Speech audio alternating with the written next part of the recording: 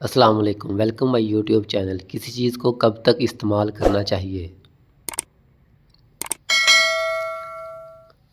عام طور پر ہم روزمرہ کے استعمال کی اشیاء کو بہت معمولی سمجھتے ہیں، لیکن اگر ان کو طریقے سے استعمال نہ کیا جائے تو وہ چیزیں ہمارے لیے پریشانی کا باعث بن سکتی ہیں۔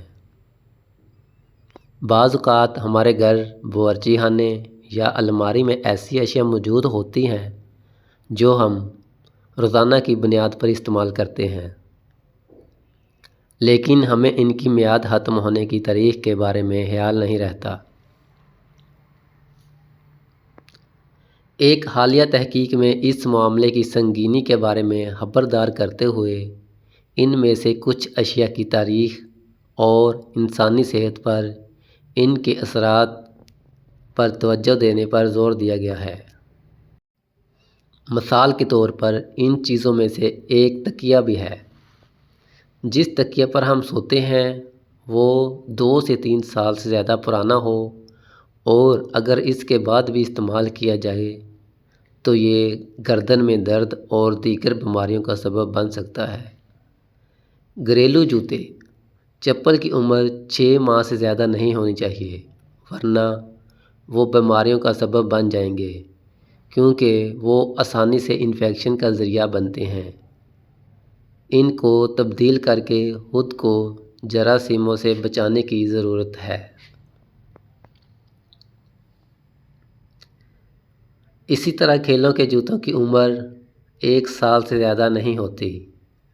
اگر اس عرصے سے تجاوز ہو تو جسم اور پیروں پر دباؤ بڑھ جاتا ہے اور انہیں پہننا تکلیف کا باعث ہوتا ہے۔ دانتوں کا برش صرف 3 ماہ کے لیے، جبکہ بالوں کی کنگھی صرف 1 سال تک استعمال کی جانی چاہیے۔ خوشبوات کی عمر 1 سے 3 سال تک ہے۔ بچوں کی کرسی کی عمر 6 سے 10 سال تک ہے۔ نئے بچے کی پیدائش کے ساتھ نئی کرسی کی خریداری کرنی چاہیے۔ پرانی کرسی کا استعمال ترک کر دینا چاہیے۔ اسی طرح بچے کی چوسنی 2 ہفتوں سے 5 ہفتوں سے زیادہ استعمال نہیں کرنی چاہیے۔ کھانے کے مصالحوں کی میعاد